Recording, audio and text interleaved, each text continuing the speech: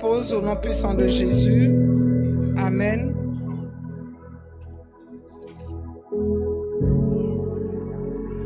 Gloire à Dieu. Le peuple de Dieu est là. Vous avez été bénis ce matin. Bénis au travers de la louange, au travers de la prière. Amen. Amen. Est-ce que le peuple de Dieu est là? Gloire à Dieu. Merci Seigneur. Merci éternel roi des rois. Merci Dieu Tout-Puissant. Alléluia Seigneur.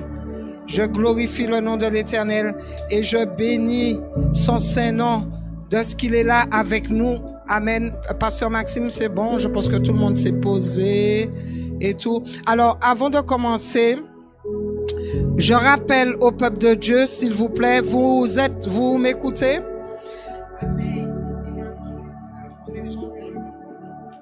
Amen.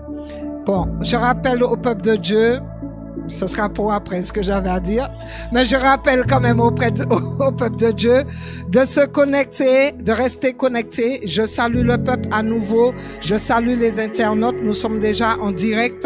Tous ceux qui sont déjà connectés, qui sont en train de se connecter, n'hésitez pas à partager le message qui est un message important. Ce n'est pas un message qui vient de l'homme, c'est un message, c'est le message du Seigneur. Et ce message, comme on l'a déjà dit et redit, c'est un message qui est très important pour notre édification, pour notre préparation, pour le retour glorieux du Seigneur Jésus-Christ. Et donc, cela fait déjà 2 dimanches où nous prêchons, mettez en pratique la parole du Seigneur. Et nous avons parlé justement de ce que l'Évangile nous a annoncé et nous annonce toujours que la veille du retour du Seigneur Jésus-Christ, il y aurait eu de l'apostasie et la parole de Dieu dit il faut que ces choses arrivent. Et nous, ce que nous avons à faire, nous avons à aller méditer la parole pour que nous puissions pas justement se retrouver, être en train de pratiquer la parole diluée, la parole, l'évangile du serpent, qui a été prêché depuis dans le ciel avant avec Lucifer, depuis aussi dans le jardin d'Éden, depuis le temps du peuple ancien. Nous savons que cette apostasie a été là et le Seigneur nous avise, il nous met en garde qu'il faut que nous puissions revenir à l'évangile éternel, à l'évangile pur si nous voulons être sauvés. Nous voyons l'état de ce monde qui est en décadence, nous voyons l'état de ce monde où on ne peut plus compter sur ce monde, peuple béni. On ne peut plus être béni. Ce sont des choses éphémères. Ce sont des choses là où la rouille est en train d'attaquer, le voleur est en train de voler. Ce sont des choses sans importance qui ne durent pas, alors que le Seigneur nous appelle à des choses qui viennent de son royaume, des choses éternelles, et il nous promet son retour pour qu'il puisse nous prendre et que nous puissions demeurer tout près de lui éternellement. Amen. Tout à l'heure, on était en train de chanter Maranatha, Maranatha. C'est tellement beau, Maranatha. On est en train d'appeler, on est en train de dire, Jésus, viens nous chercher, viens nous chercher. Mais peuple béni, le Seigneur ne peut pas venir nous chercher dans n'importe quelle condition, peuple béni. Il faut que nous soyons prêts. Il faut que nous soyons sûrs que nous sommes en train de suivre le véritable chemin qu'il a tracé pour nous, le chemin des rachetés, un chemin qui est étroit, qui est resserré, qui est périlleux, et il dit très peu trouveront ce chemin. Et ce chemin se trouve au travers de la parole de Dieu. Ce chemin se trouve au travers de la connaissance de la parole du Seigneur. Amen. Et nous devons mettre cette parole en pratique dans nos vies pour que nous soyons sûrs que nous sommes dans la bonne direction, dans la direction que Dieu a tracée pour nous. Nous allons aller dans Apocalypse 14 et à partir du verset 6. Amen. Je vous laisse trouver Apocalypse 14 et à partir du verset 6. Donc aujourd'hui, nous allons parler Le titre, c'est mettre en pratique la parole de Dieu, mais nous allons parler de la parole du Seigneur. Amen. Comment on peut mettre en pratique quelque chose que nous ne connaissons pas, quelque chose dont nous ne connaissons pas l'importance, l'origine, comment on peut mettre en pratique cette parole. Et nous allons voir que c'est pas mettre en pratique la parole de l'homme, mais c'est mettre en pratique la parole de Dieu pour que nous soyons sauvés. Amen. Quand nous sommes là en train de prêcher au niveau de la chair, ce n'est pas pour faire un show, ce n'est pas pour amuser, ce n'est pas pour se montrer, se donner gloire, mais c'est pour prêcher la parole du Seigneur, la parole qui nous sauve, peuple béni, la parole qui est issue de la Bible. Donc nous allons aller dans Apocalypse 14 et à partir du verset 6, nous allons lire. Je vis un autre ange qui volait par le milieu du ciel, ayant un évangile éternel pour annoncer aux habitants de la terre, à toute nation, à toute tribu, à toute langue et à tout peuple. Il disait d'une voix forte, craignez Dieu et donnez-lui gloire, car l'heure de son jugement est venue, et adorez celui qui a fait le ciel et la terre et la mer et les sources d'eau. Et un second ange suivit en disant, elle est tombée, Babylone la grande, qui a abreuvé toutes les nations du vin de la fureur de son impudicité. Et un troisième ange les suivit en disant d'une voix forte, si quelqu'un adore la bête et son image et reçoit une marque sur son front ou sur sa main, il boira lui aussi du vin de la fureur de Dieu, versé sans mélange dans la coupe de sa colère, et il sera tourmenté dans le feu et le soufre devant les saints anges et devant l'agneau. Et la fumée de leur tourment monte au siècle des siècles, et ils n'ont de repos ni jour ni nuit, ceux qui adorent la bête et son image, et quiconque reçoit la marque de son nom. C'est par ici la persévérance des saints qui gardent les commandements de Dieu et la foi de Jésus. Amen. Alléluia. Amen. Et je dis amen à cette parole. Éternel roi des rois, nous te bénissons en ce jour, nous te glorifions et nous te disons encore merci pour ta parole que tu nous as laissée, qui va nous édifier, qui va nous éclairer, qui va nous affranchir, qui va nous toucher, qui va nous convaincre. Seigneur mon Dieu, qui va nous donner une direction. Nous te bénissons et nous te glorifions en ce jour. Nous te prions, Seigneur mon Dieu, de te révéler, Seigneur mon Dieu, au travers de la parole, Seigneur. Nous avons besoin de toi. Prends le contrôle au nom puissant de Jésus. Viens parler à ton peuple. Viens nous parler, Seigneur. Nous avons besoin d'entendre la vérité parce que nous savons que nous sommes dans un monde de mensonges, dans un monde de manipulation, dans un monde de ténèbres. Seigneur mon Dieu, aie pitié de nous. Aie pitié de ton peuple. Ouvre notre intelligence, Seigneur mon Dieu, afin que nous puissions comprendre dans les moindres détails, Seigneur mon Dieu, chaque portion de versets que tu nous accordes dans ce jour. Merci, Seigneur. À toi la gloire, la louange pour les siècles des siècles. Amen. Et amen. Il est dit au travers de cette parole un évangile éternel, un évangile qui ne change pas, un Dieu qui ne change pas, peuple béni. On a déjà parlé précédemment combien de personnes se sont créées un faux Dieu, se sont créées une idole, et avec ce Dieu-là, ils se créent un évangile. Ils vivent comme ils veulent selon le penchant de leur cœur, selon le train de ce monde. Nous avons vu toutes ces choses. Nous avons parlé de l'idolâtrie. Nous avons parlé de l'apostasie. Nous avons parlé des conséquences de l'apostasie. Nous avons parlé aussi du Dieu authentique, Il existe un seul Dieu. C'est pour cela tu dois rejeter toute forme d'idolâtrie. Tu dois rejeter toute doctrine qui admet plusieurs dieux. Tu dois rejeter toute doctrine qui dilue la parole de Dieu. Tu dois rejeter toute doctrine qui fait allégeance aux choses du monde. Tu dois rejeter toute doctrine qui permet à l'ennemi de s'infiltrer, qui permet les fêtes du monde de s'infiltrer dans l'église, qui permet beaucoup de choses qui ne sont pas scripturaires, qui ne viennent pas de Dieu, qui ne sont pas issues de la Bible. Tu dois les rejeter. Le Père, Dieu le Fils, Dieu le Saint-Esprit, ces trois personnes de la Trinité, ils sont unis, peuple béni, en un seul Dieu, parce qu'ils possèdent la même nature divine. Nous l'avons dit la dernière fois, peuple béni. Jésus-Christ, c'est notre souverain rédempteur. C'est lui qui est venu à la croix pour que nous soyons sauvés. Il a pris sur lui nos péchés, nos iniquités, nos maladies, nos malédictions. Il a pris sur lui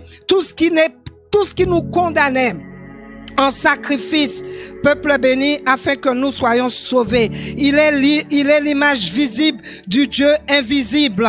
Il est la révélation ultime de Dieu. Celui qui m'a vu, il est dit dans Jean 14, 9, celui qui m'a vu a vu le Père. Et de par sa venue sur cette terre, de par sa mort, de par sa résurrection, Jésus rend possible justement notre réconciliation avec le Père. Il rend possible notre accès au royaume de Dieu. Jésus, c'est la parole qui s'est faite chair, peuple béni. Il est dit au travers de Jean 1, Jésus, c'est la parole qui s'est faite chair. Cela nous démontre comment Dieu révèle à l'humanité, se révèle à l'humanité de façon parfaite. Jésus, la parole qui s'est faite chair. Il est venu dans le rouleau. Amen. Jésus, il a été parfait. C'est un homme sans péché, sans défaut, parfait. Et Dieu s'est révélé au travers de notre Seigneur Jésus-Christ. Il est la source de la vie spirituelle et physique. C'est notre source de vie. Sa lumière illumine les ténèbres du péché et il guide l'humanité vers toute la vérité. Amen. C'est Dieu notre créateur. Nous sommes pas tout simplement physiques. Nous sommes tripartis. Nous sommes corps, âme et esprit. Amen. Nous voyons le corps, nous faisons des choses avec le corps, mais l'âme a besoin d'être nourrie, l'esprit a besoin d'être nourri, l'âme a besoin d'être nourrie au travers de la parole de Dieu. L'esprit a besoin de cette communion avec Dieu le Père pour pouvoir justement tout cela nous donner une conduite physique sur cette terre. Amen. Il est dit, peuple béni, au commencement dans Jean 1, et dans Jean 1 et 14, on va pas tout lire, mais vous avez la possibilité de prendre des notes parce que je vais donner pas mal de versets. J'ai relevé pas mal de versets. Il est dit, au commencement était la parole et la parole était avec Dieu et la parole était Dieu. Et il est dit aussi, et la parole a été faite chair et elle a habité parmi nous. Donc, en Christ, nous avons la puissance de la parole qui prend une dimension personnelle, qui offre la vie éternelle à ceux qui croient.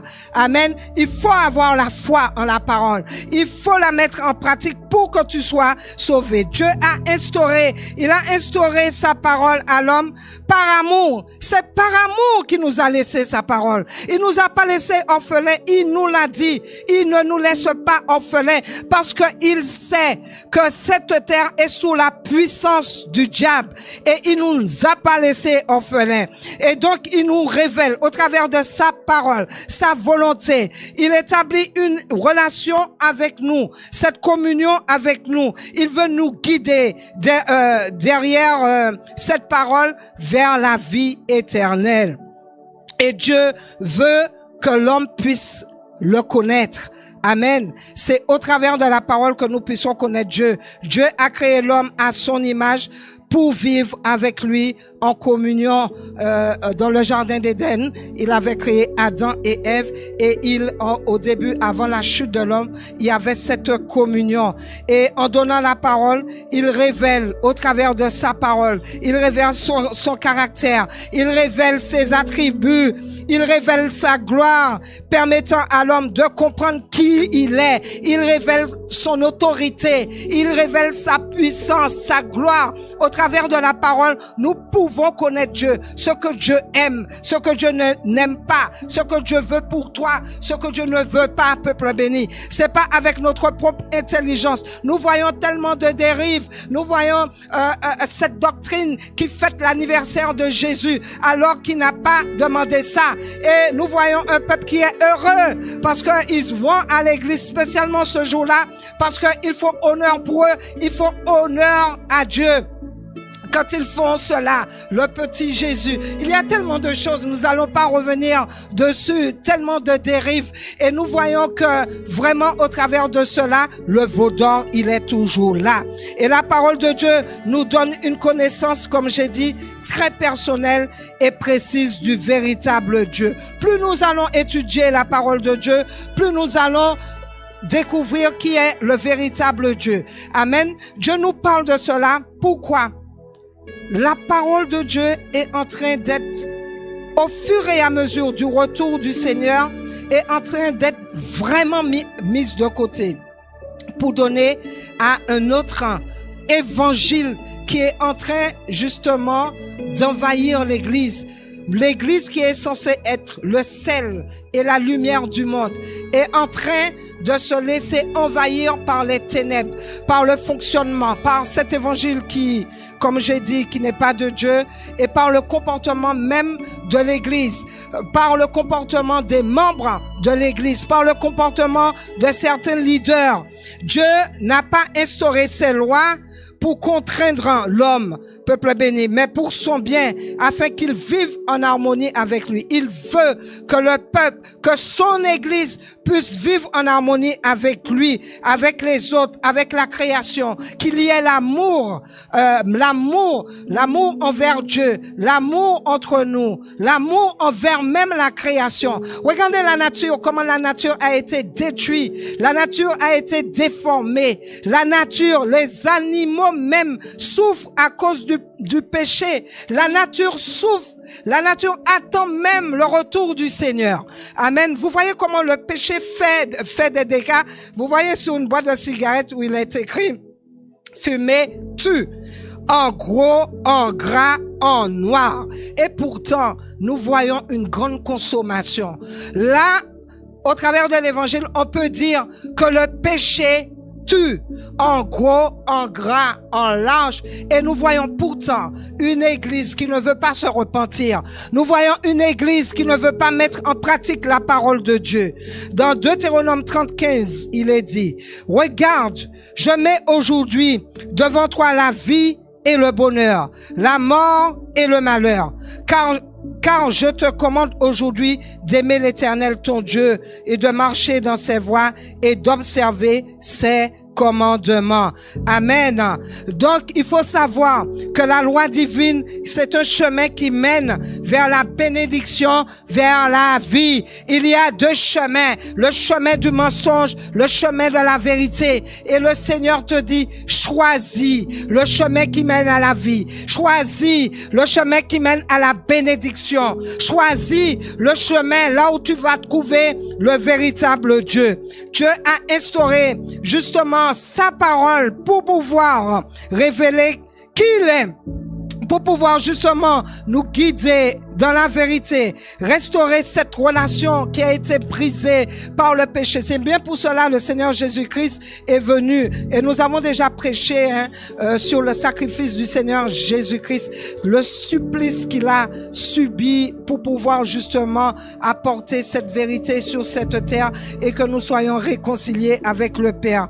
Donc c'est pour pouvoir préparer l'humanité, cette parole, à la vie éternelle. La parole de Dieu n'est pas seulement un ensemble de lois et d'instructions, mais c'est une expression qui est vraiment vivante. La parole, elle est vivante, elle est esprit, elle est vivante, vivante de son amour, de sa volonté parfaite. Vous allez voir la volonté parfaite du Seigneur au travers de la parole. Et donc, cette parole, comme je dis, nous invite à vivre en communion avec Dieu et à marcher dans la lumière et dans la vérité. Quand nous venons à l'église, peuple béni, nous sommes en communion. C'est pour cela, je vous dis, il y a beaucoup d'églises qui ne donnent pas de valeur à la parole de Dieu. Vous allez entendre des témoignages. Certes, c'est une bonne chose. Vous allez entendre la louange. La louange va durer 2 heures. La louange va durer bien plus. Les gens vont être, comme on dit, chaud bouillant pour danser. Mais quand il s'agit de donner la place à la parole, vous allez voir dans certaines églises, c'est 10-15 minutes, chronomètre en main. Chronomètre en main.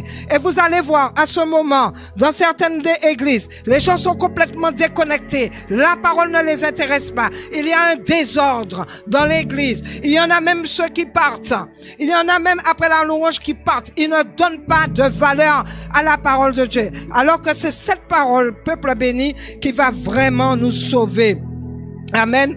La parole de Dieu, telle qu'elle est depuis l'Ancien Testament jusqu'au Nouveau Testament, doit être le fil conducteur unique. Ça doit être le fil conducteur unique qui nous révèle la volonté de Dieu, qui nous révèle la sagesse et l'amour de Dieu pour l'humanité. Amen. C'est pas comme nous voulons. C'est pas comme la tradition veut. C'est pas comme les coutumes veulent. C'est uniquement au travers de la parole de Dieu et bien sûr par la révélation du Saint-Esprit que nous allons connaître cette volonté, cette sagesse qui vient d'en haut et bien sûr l'amour que Dieu manifeste envers nous malgré qui nous sommes, nos défauts, sa grâce et sa miséricorde. Dans l'Ancien Testament, la parole de Dieu, il a été le fondement de la création, de la révélation divine et de l'alliance entre Dieu et son peuple. Dans Genèse 1:3, regardez ce qu'il est dit. Dieu dit que la lumière soit et la lumière fut. Donc la parole de Dieu est à l'origine de la création. Elle est puissante, elle est efficace. La parole de Dieu, elle est performante.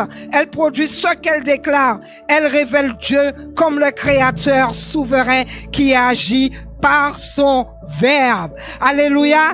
La parole de Dieu, elle est puissante. Elle fait ce qu'elle déclare. Alléluia. Elle fait ce qu'elle déclare. Quand le Seigneur a dit que la lumière fut, la lumière fut. C'est pour cela que tu dois déclarer des choses positives sur ta vie. Alléluia. La parole a une puissance. Le vendredi, on est en train de faire des thématiques de prière, de proclamation sur nos vies. Et c'est tellement puissant. Nous n'avons pas besoin de l'œil pour pouvoir voir. Nous proclamons, nous confessons et nous avons la foi que dans le spirituel, les choses bougent. Les choses se font au nom de Jésus. Nous avons cette foi. Il est dit, peuple béni, dans ce qu'on vient de lire, un évangile éternel. L'évangile, tout comme Dieu, est éternel. Cet évangile est immuable, est constant dans sa vérité et sa puissance. L'évangile ne change pas. L'homme peut changer. Tu peux changer, mais l'évangile de Dieu ne peut pas changer. C'est le message de Dieu. L'évangile de Dieu, c'est le message de Dieu concernant le salut de l'humanité à travers notre Seigneur Jésus-Christ. Ce message doit être enraciné dans le caractère éternel de Dieu lui-même. Ce message-là, il est enraciné dans le caractère de Dieu, peuple béni. Vous voyez, ce n'est pas du n'importe quoi. On n'est pas en train de vous parler d'un best-seller. On n'est pas en train de vous parler d'un prophète, d'un écrivain, etc. On est en train de vous parler des choses puissantes et profondes, l'évangile qui est éternel, parce qu'il découle du caractère de Dieu. Ce Dieu qui ne change pas. Il a annoncé depuis le temps ancien. Il a accompli en Jésus. Et c'est le message c'est un message qui reste pour les générations passées, pour les générations présente et pour toute notre descendance ce message jusqu'au retour du Seigneur. Par contre, quand le Seigneur reviendra, il va instaurer quelque chose de nouveau. Tout va être nouveau. Amen, peuple béni. C'est puissant, c'est vraiment puissant. Rien ne peut changer l'essence de Dieu ou diminuer sa puissance, car il reflète vraiment la perfection et la fidélité. Notre Dieu, c'est un Dieu fidèle. Donc, comme je disais, ce message, c'est pour notre salut, le salut de l'humanité au travers de Jésus-Christ, et il est vraiment enraciné dans le caractère du Seigneur Jésus-Christ. Donc, peuple béni, les lois. Nous allons prendre aussi Ésaïe 33, 32, où il est écrit, car l'Éternel est notre juge, l'Éternel est notre législateur, l'Éternel est notre roi, dans Ésaïe 33, 22. Donc les lois divines de Dieu sont issues de l'essence même de Dieu, et c'est sa sainteté, c'est sa justice, c'est son amour parfait. Elles ne dépendent pas des cultures humaines ou des circonstances, car elles reflètent l'éternité et la perfection divine. Car l'Éternel est notre juge, l'Éternel est notre législateur, l'Éternel est notre roi. Tout cela affirme que Dieu seul a autorité souveraine pour établir les lois. Dieu seul, peuple béni, peut établir les lois. Regardez, tout a commencé à l'origine. Regardez, Dieu avait donné des instructions. Alléluia. Il avait donné ses lois. Regardez, il y a eu une déformation et regardez où ça a amené toute l'humanité. Et ça n'a pas changé. Nous devons observer la parole point par point. Nous avons tendance à sortir certains versets dans leur contexte pour pouvoir l'arranger et nous donner bonne conscience. Peuple béni, on peut faire toutes ces choses et certainement ces choses sont faciles à faire. Mais il y a quelque chose de certain. Certains peuples bénis, c'est certain, c'est lorsque nous allons être devant le tribunal de Dieu, c'est la parole de Dieu qui viendra sur la balance. On l'a déjà dit, c'est la parole de Dieu. Nous avons tout intérêt à connaître cette parole de Dieu. Il est dit dans Psaume 19, 8, il est dit, la loi de l'Éternel est parfaite, elle restaure l'âme, le témoignage de l'Éternel est véritable, il rend sage l'ignorant. Amen. Donc là, on peut dire que la loi divine découle de la perfection de Dieu lui-même. Elle ne nécessite ni aucun ajout, ni aucune révision de l'homme. J'entends dire que la Bible est révisée, on a enlevé tel mot, on a mis des mots plus miel, oh ça choque, oh ceci, oh cela, des interprétations, etc. Vous allez entendre interprétation, mais peuple béni, le Saint-Esprit, il sert à quoi du coup? Amen. Le Saint-Esprit, il sert à quoi? C'est le Saint-Esprit qui nous donne toute la révélation de la parole de Dieu, qui nous donne à comprendre les profondeurs de la parole de Dieu. Il est dit, peuple béni, au travers des 10 commandements. Ces 10 commandements, c'est pas seulement, vous allez lire ces commandements-là dans Exode 21 à 17. Vous pouvez prendre note. Ce sont pas seulement un code moral.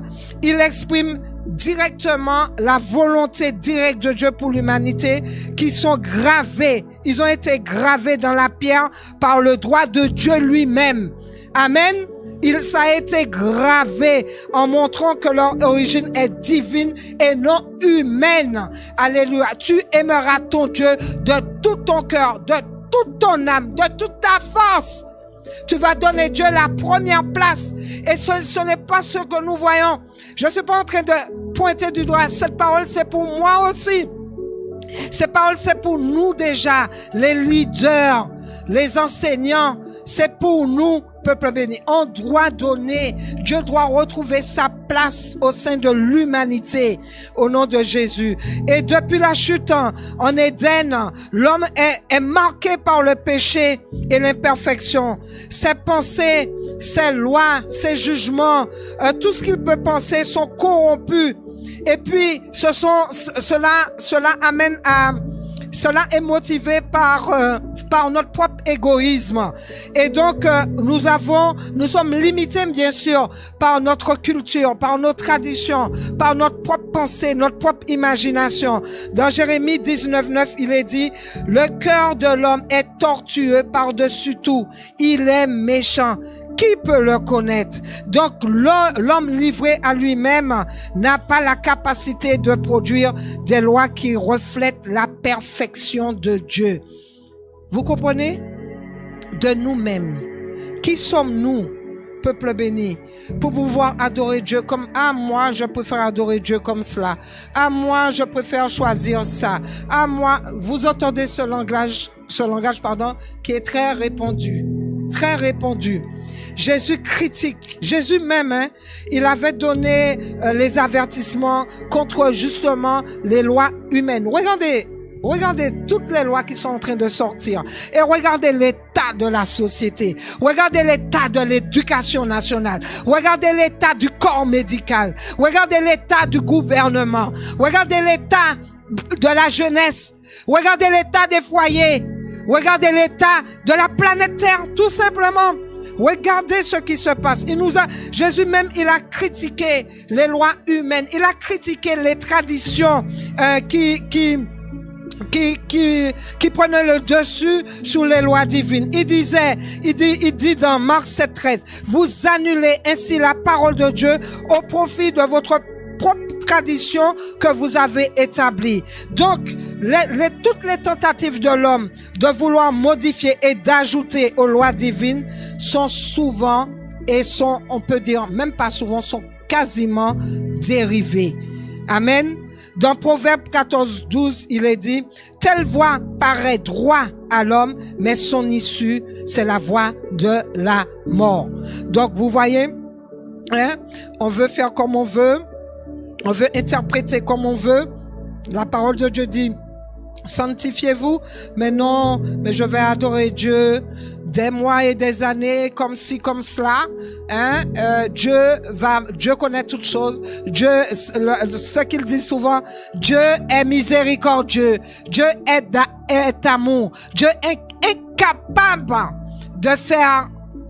d'apporter un jugement. Il y en a qui pensent comme ça, Quand on dit c'est le jugement de Dieu qui vient sur une nation, on entend, ah oui, mais Dieu, il est incapable. Dieu, c'est un Dieu d'amour. Je suis pas en train de prêcher que Dieu n'est pas un Dieu d'amour, Dieu, c'est un Dieu d'amour. Incontestablement, c'est un Dieu d'amour. Mais nous allons voir aussi que Dieu nous accorde sa grâce. Et avant qu'il y ait un jugement qui arrive, il avertit toujours au travers de ces authentiques prophètes, serviteurs du Seigneur. Il donne toujours des signes précurseurs, des avertissements. Et c'est ça le temps de grâce. Le temps de grâce qu'il nous accorde, c'est ce temps pour que nous puissions examiner nos vies, pour que nous puissions rebrousser chemin, pour que nous puissions revenir dans son amour, être réconciliés, faire la paix avec lui. Il nous accorde ce temps-là et il nous donne un temps. Il nous parle aujourd'hui tantôt d'une façon, tantôt d'une autre façon, au travers de sa parole, au travers de véritables leaders, au travers de songes, au travers de nos pensées, nous qui méditons la parole du Seigneur. Cette prédication peut aussi aller dans cette direction où il y aura un volet où comment entendre la parole de Dieu, comment entendre la parole qui vient du cœur de Dieu. Amen. Comment savoir que c'est Dieu qui nous parle pour pouvoir mettre en pratique, que nous prenons des décisions. Quand nous nous retrouvons devant des circonstances, devant des situations où je dois faire comme ça, je dois décider là, je dois prendre cette direction, est-ce que je dois mettre en pratique ou pas? C'est tellement important et c'est au travers justement de la méditation de la parole, de cette communion que nous aurons des réponses. Nous allons pouvoir entendre la parole du Seigneur. Telle loi paraît droit à un homme, mais son issue, c'est la voie de la mort. Donc, les voies de l'homme sont souvent malheureusement intentionnés et peuvent justement, ils ne peuvent pas égaler la sagesse et la justice de Dieu. Amen. Dans Matthieu 5, 18, Jésus dit, en vérité, je vous le dis, jusqu'à ce que le ciel et la terre passent, pas un seul iota ou un seul trait de lettre de la loi ne passera jusqu'à ce que tout soit accompli. Amen. Donc, les lois de Dieu demeurent en vigueur jusqu'à leur accomplissement parfait en Jésus-Christ. Amen. Alléluia. Amen. La veille du retour du Seigneur, on le rappelle, Jésus a dit, quand il reviendra, est-ce qu'il trouvera la foi? La foi en quoi? La foi en sa parole. La foi en sa parole. Il y a tellement de choses qui sont prêchées. L'évangile business, l'évangile prospérité, un évangile qui est prêché pour affectionner le peuple au sol de cette terre. Alors que Dieu veut que nous soyons prêts et que nous soyons des êtres spirituels et que nous affectionnons. Son évangile veut que nous puissions nous affectionner aux choses qui viennent de son royaume. Alors d'aujourd'hui, nous sommes toujours dans cet évangile où les gens cherchent à posséder sur cette terre. Ils cherchent la bénédiction. Et souvent, quand ils ont la bénédiction, ils disparaissent. Ils disparaissent. Trop occupés dans la bénédiction terrestre. Trop occupés pour donner la première place au Seigneur. Donc, l'humanité, l'Église, on doit se soumettre aux lois de Dieu. Puisque l'homme ne peut pas établir la loi divine, notre responsabilité est de nous soumettre à la parole de Dieu qui a été révélée. Amen. Il est dit dans Proverbe 9, 10, la crainte de l'Éternel est le commencement de la sagesse et la science des saints, c'est l'intelligence. Amen. Donc, au travers de la parole, nous devons reconnaître l'autorité suprême, savoir que cette autorité suprême est la base pour comprendre et vivre selon ses lois. Amen, peuple béni. Donc, nous devons savoir l'importance de ce qu'est la parole de Dieu, de l'issue, là où est sortie la racine de la parole de Dieu. Savoir qu'au travers de la parole de Dieu, nous allons connaître le caractère authentique de Dieu. Nous allons connaître Dieu pour savoir ce que nous devons faire et ne pas faire. Amen. Nous aspirons à être l'épouse du Seigneur Jésus-Christ. Tu aspires à être l'épouse de la parole qui s'est faite chair.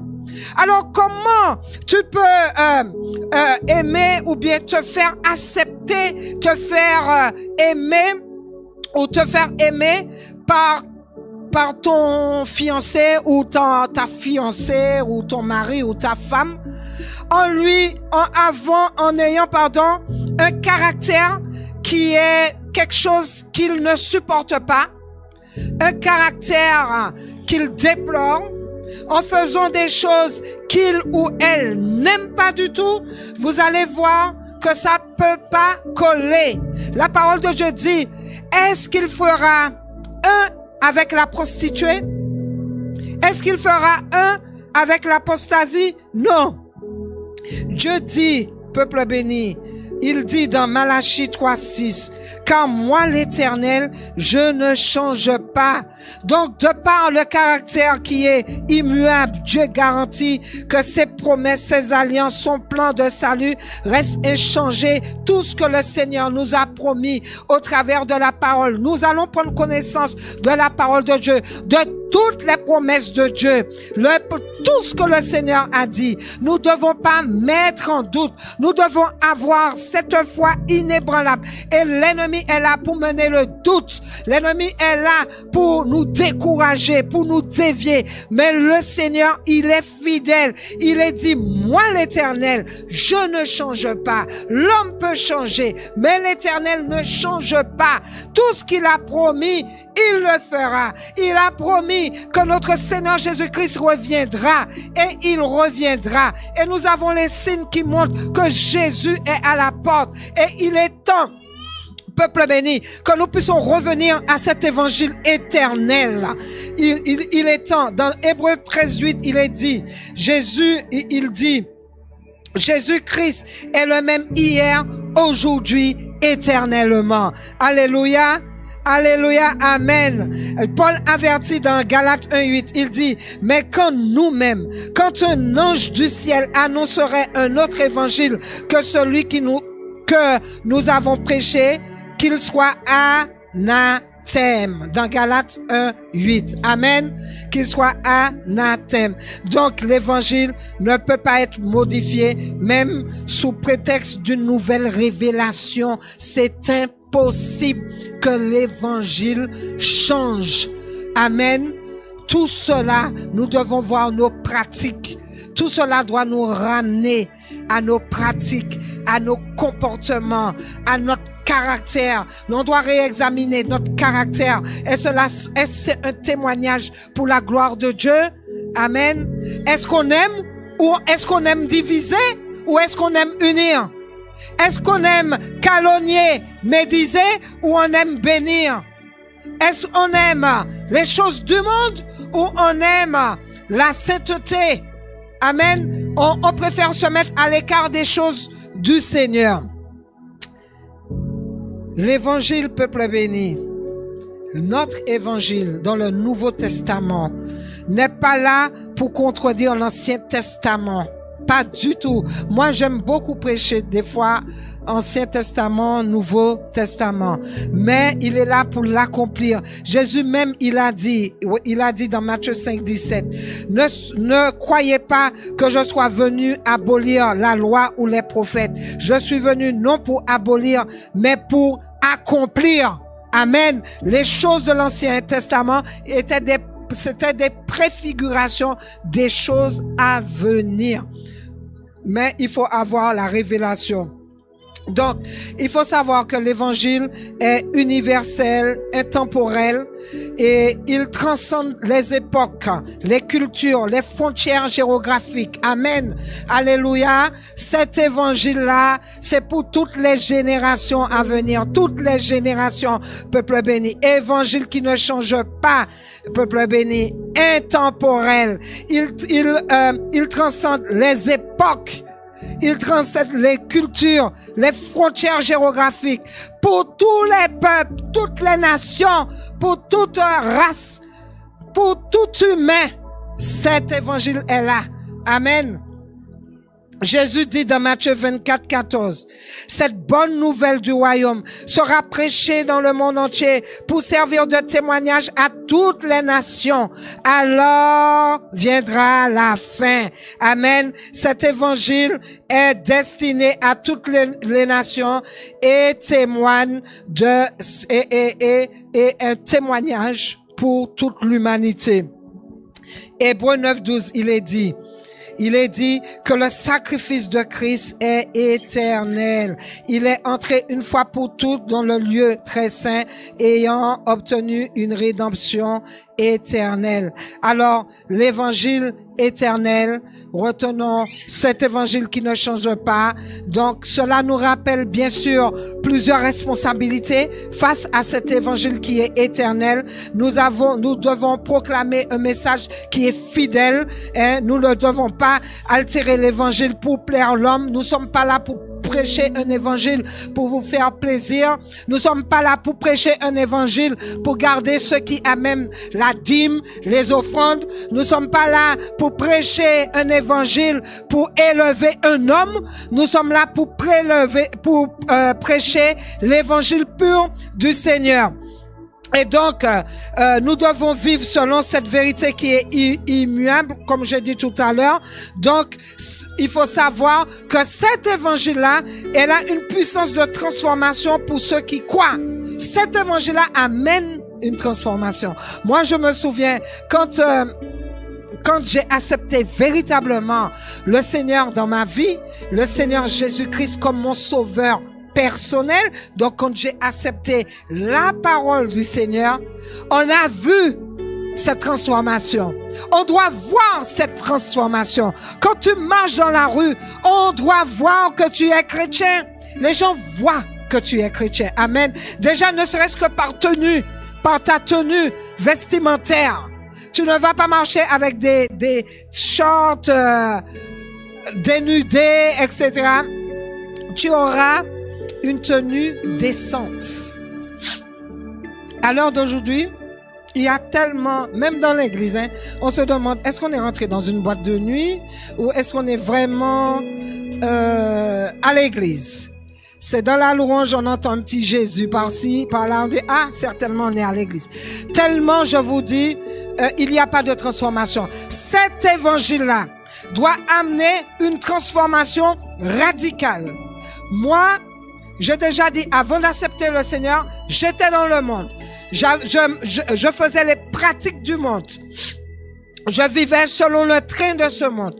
Mais une fois que je me suis réconcilié avec le Seigneur, tellement de choses ont changé. Un renouvellement d'esprit. La façon de penser, la façon de faire, les fréquentations, toutes ces choses ont été changées. La façon de s'habiller aussi, tout cela a été changé. Donc cela amène cette puissance de transformation que tu ne peux pas, de par la nouvelle naissance, que tu ne peux pas de toi-même. C'est pas possible. Et on doit aussi espérer dans les promesses éternelles. Donc cet évangile-là garantit la vie éternelle pour ceux qui mettent leur foi en Christ. Alléluia. On fait tellement de choses sur cette terre pour avoir une longue vie. On fait du sport, ça c'est bien, hein? C'est faire du sport, c'est faire du mal à la chair. Amen. J'aurais bien aimé rester couché et être musclé. Mais on est obligé d'aller faire du sport, être musclé, parce que tout cela, on sait, apporte un bien-être à l'homme. Apporte la santé, et on veut cela parce qu'on veut vivre on veut avoir une longue vie, la santé. Alors que Dieu nous dit qu'au travers de cet évangile, si on la met en pratique, nous aurons la vie éternelle, la vie que nous désirons, nous aurons la santé, nous aurons toutes ces choses, peuple béni. Et malheureusement, l'homme essaie de remplacer ou d'altérer les lois divines, et il s'égare. Les conséquences, il s'égare, et c'est le chaos vraiment spirituel. Regardez, il y a eu l'exemple que j'ai relevé. Vous savez, l'homme veut maintenant l'autonomie. Ils veulent tout faire sans Dieu.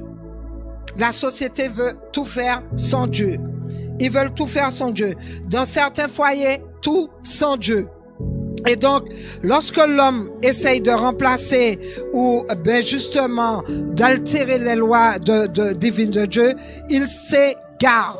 Il s'égare, et nous voyons, c'est le désordre, c'est le chaos spirituel, c'est le désordre dans le foyer. Nous voyons, c'est le désordre dans la société. Nous voyons, c'est le désordre dans les nations, toutes ces choses-là. On prend l'exemple de la tour Babel, que vous pouvez lire l'histoire dans Genèse 11. Quand l'humanité a tenté, indépendamment de Dieu, ils ont tenté de justement construire cette tour, ce qui a conduit à le Seigneur, il a vraiment détruit, il a confondu toute langue, et nous voyons justement, on peut parler aussi du gouvernement unique, toutes ces choses-là. On parle de la vie moderne, tout ce qui se passe actuellement dans cette vie moderne. Beaucoup rejettent les lois de Dieu pour adopter les normes humaines.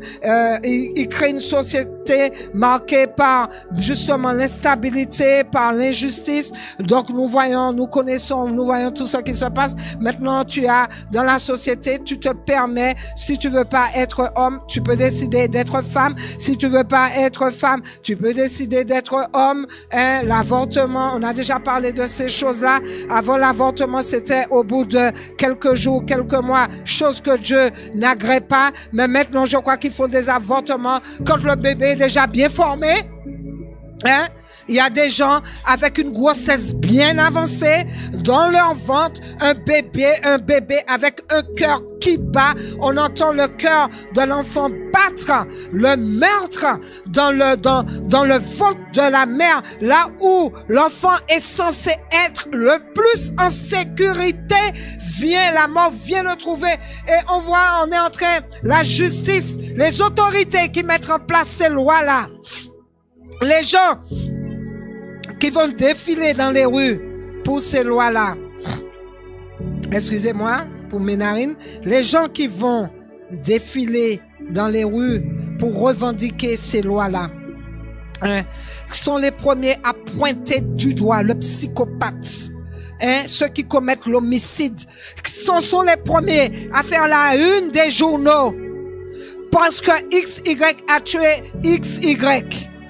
Alors que le meurtre est permis dans le ventre de la mère. Quel désarroi! Et nous voyons cela dans la société. Tout est permis. Le mariage n'est même plus obligatoire. Le mariage n'est pas obligatoire. Le concubinage, la femme adultère avait été emmenée sur la place. Il fallait même pas parler d'adultère, de fornication à l'époque de Jésus et même dans les anciens temps. La femme adultère, on devait la lapider. Aujourd'hui, ça ne choque même pas l'Église. L'adultère, la fornication, ça ne choque pas l'Église.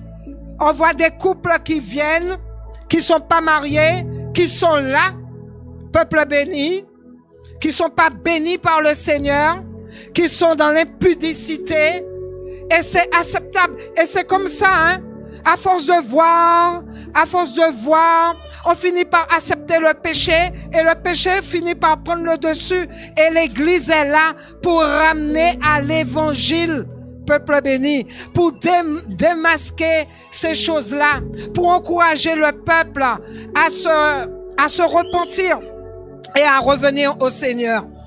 Et Dieu, il faut savoir que Dieu est le seul législateur et juge.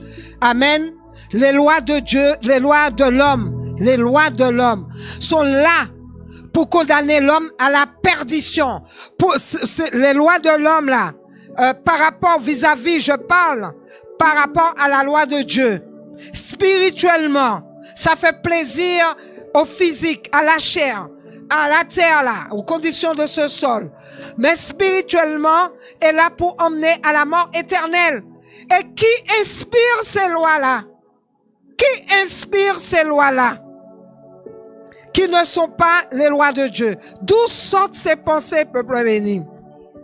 La Bible affirme que Dieu détient justement cette souveraineté ultime sur toutes les lois. Il est dit dans Jacques 4:12, un seul est législateur et juge, celui qui peut sauver et perdre. Amen.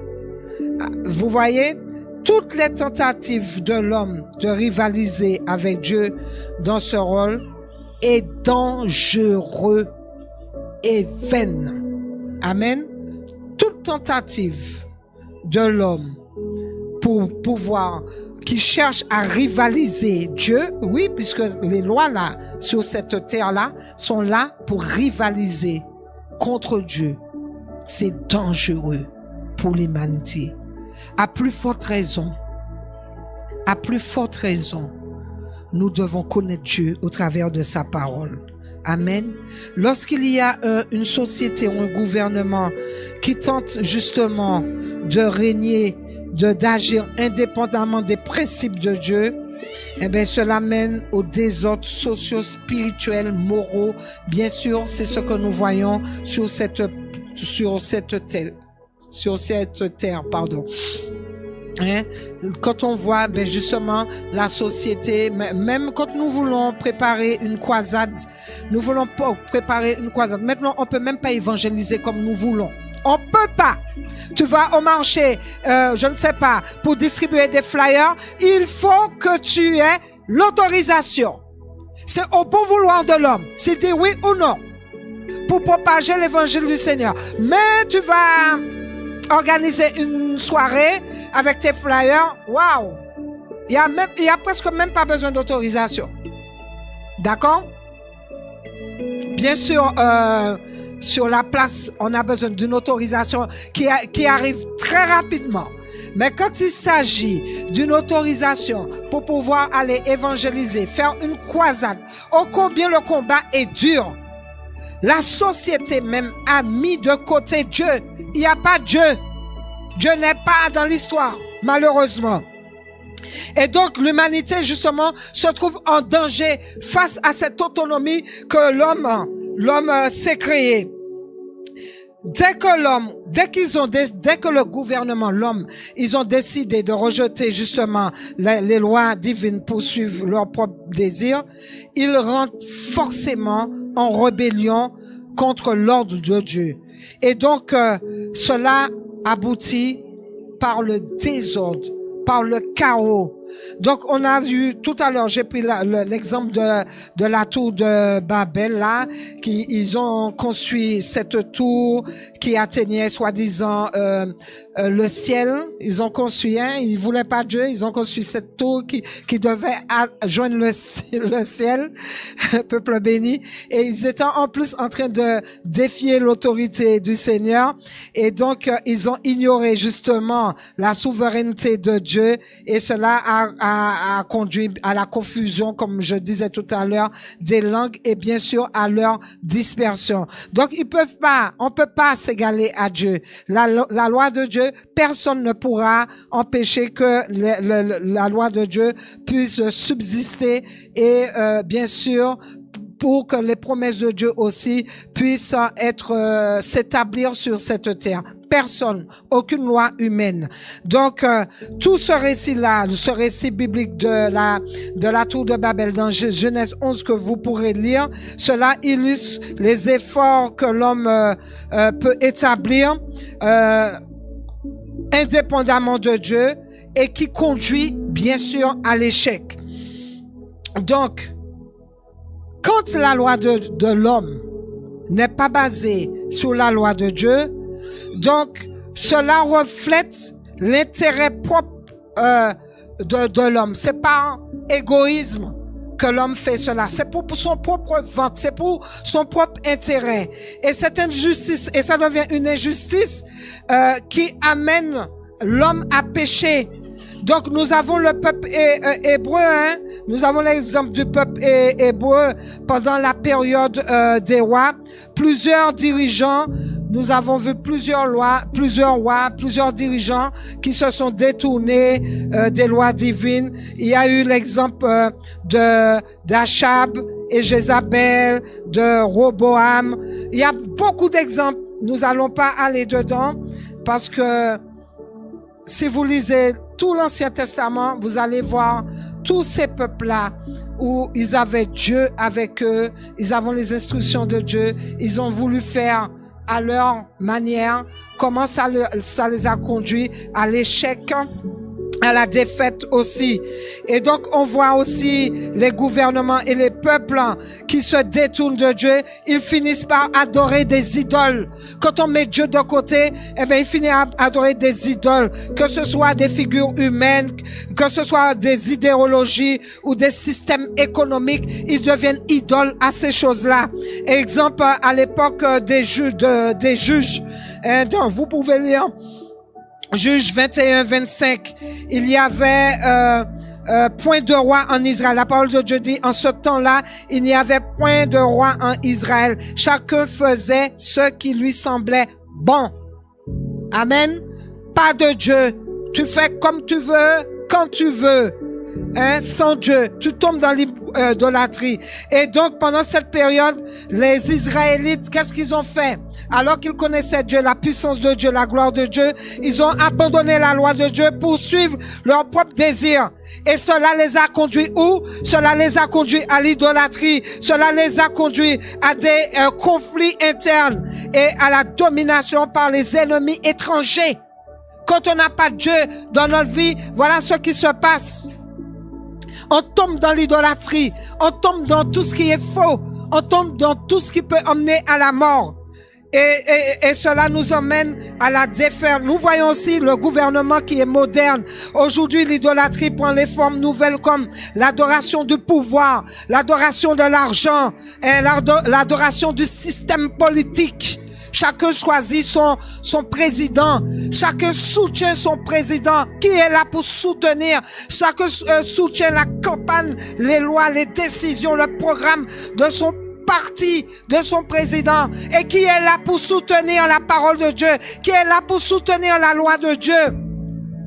Lorsque les nations y placent leur loi dans ces choses plutôt que dans Dieu, elles s'exposent au même danger que le peuple hébreu. Parce que la parole n'a pas changé.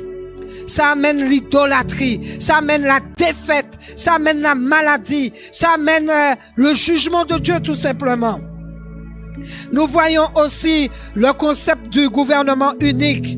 Ce concept-là que nous entendons parler, le gouvernement unique, cela s'oppose bien sûr à la volonté de Dieu, dans le sens où il représente une tentative humaine de centraliser le pouvoir politique.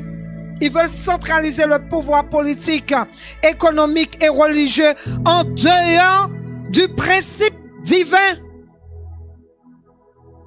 Où est Dieu dans tout cela? Et dans ce cadre biblique, l'idée d'une autorité humaine, eh bien, cela va unifier à l'échelle mondiale et c'est perçu comme une rébellion contre la souveraineté de Dieu. Et cela reflète bien sûr l'orgueil de l'humanité et son désir d'autonomie absolue, comme pour la tour de Babel. Amen. S'il faut entrer dans la prédication de la tour de Babel avec Nimrod, ça c'est encore un autre volet. Et comme je dis, les choses de l'Ancien Testament, c'est la préfiguration des choses à venir. C'est pas pour rien l'Ancien Testament a été écrit, les récits bibliques de l'Ancien Testament, c'est pour annoncer les choses à venir.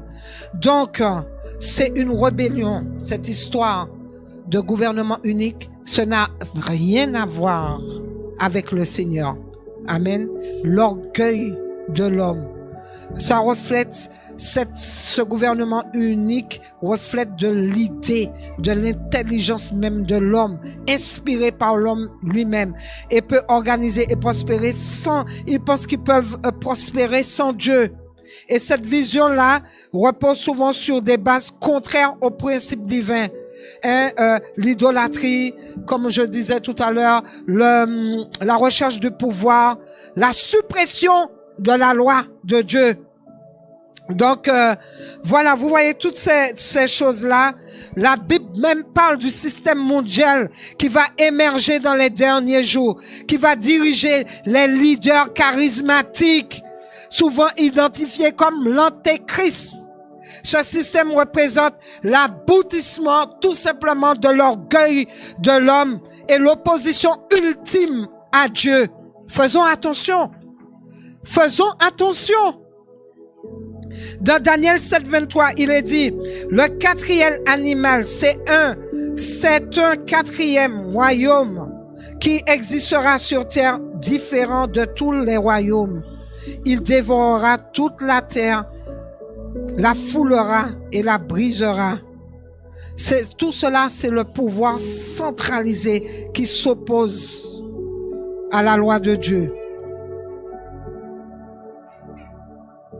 Donc, dans Apocalypse 13, là, qu'on a lu tout à l'heure, il est dit, il lui fut donné pouvoir sur toute tribu, tout peuple, toute langue, toute nation, et tous les habitants de la terre l'adoreront.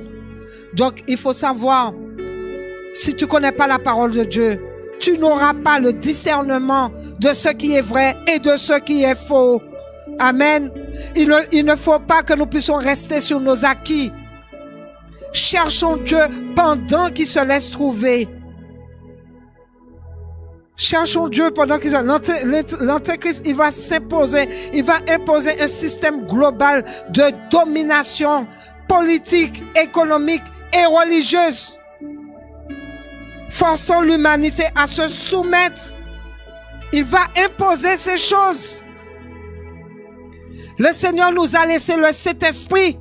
Il nous a pas laissé quelqu'un qui va venir gérer la politique, gérer l'économie, gérer l'église. C'est le Saint-Esprit qui gère l'église, qui dirige l'église. Et lui, il va venir. Déjà, il met des lois qui sont contraires à la loi de Dieu. Alors, quelle église qui peut gérer encore? Dites-moi.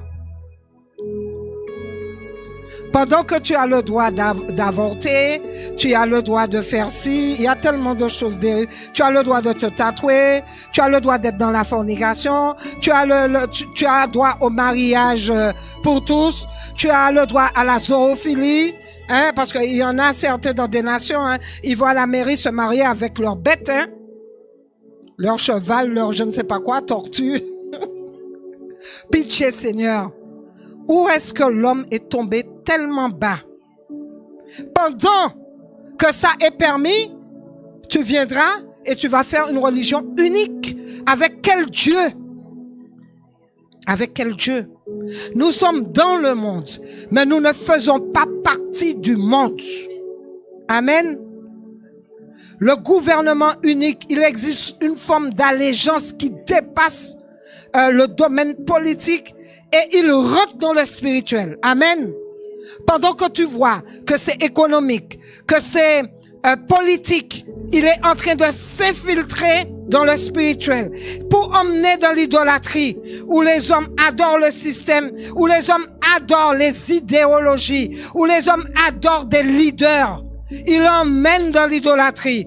Nous avons l'exemple de l'adoration de Nebuchadnezzar dans Daniel 3. J'ai du mal avec ce nom-là. Amen.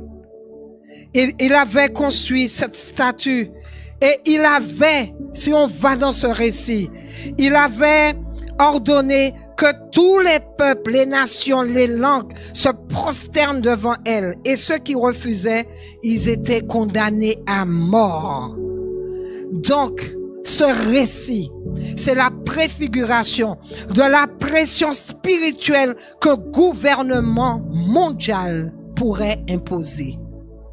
Je dis, tout à l'heure, on a dit, Maranatha, que le Seigneur puisse nous enlever avant que toutes ces choses arrivent. Et tout le monde était convoqué. Tous étaient convoqués.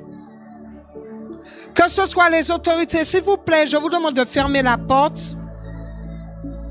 Amen. Tous, si nous rentrons dans ce récit, tous étaient convoqués. Que ce soit les autorités, que ce soit policiers, que ce soit président, que ce soit gouverneur, que ce soit je ne sais qui, tous étaient convoqués et tous devaient adorer la bête, la statue, mais c'est la bête. On sait que les statues abritent ce qu'il ne faut pas.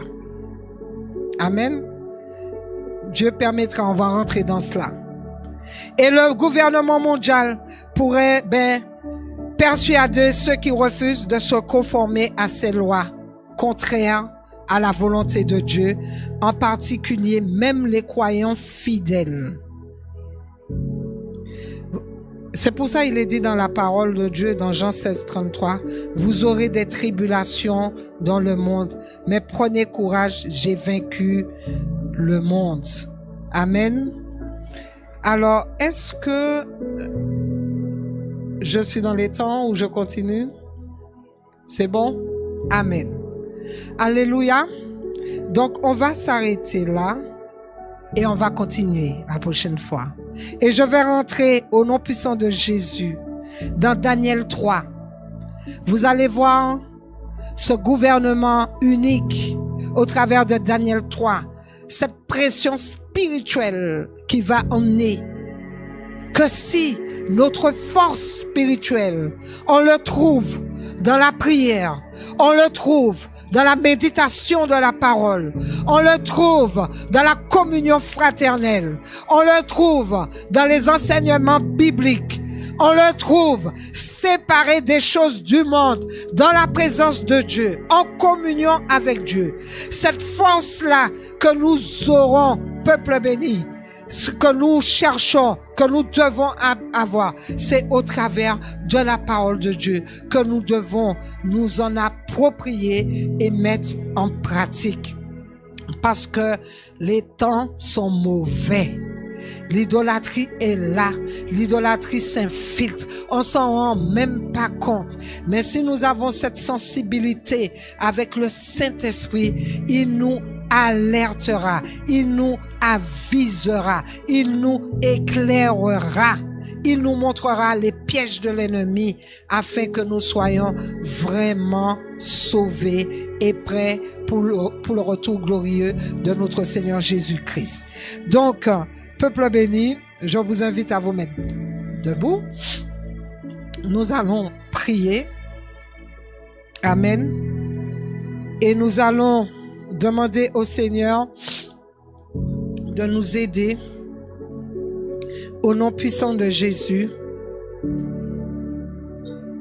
Il est dit dans Apocalypse 14, 6, « Et j'ai vu un autre ange qui volait par le milieu du ciel, ayant un évangile éternel pour l'annoncer aux habitants de la terre, à toute nation, à toute tribu, à toute langue et à tout peuple. » Seigneur, nous te bénissons, Père, encore pour cette parole, Papa, pour ton évangile éternel. Nous te demandons pardon chaque fois que nous avons dilué cet évangile et que nous avons, Seigneur, malheureusement mis en pratique dans nos vies. Et tout cela nous a conduit à attrister le Saint-Esprit, nous a conduit, Seigneur mon Dieu, à pécher contre toi. Seigneur, nous te demandons pardon.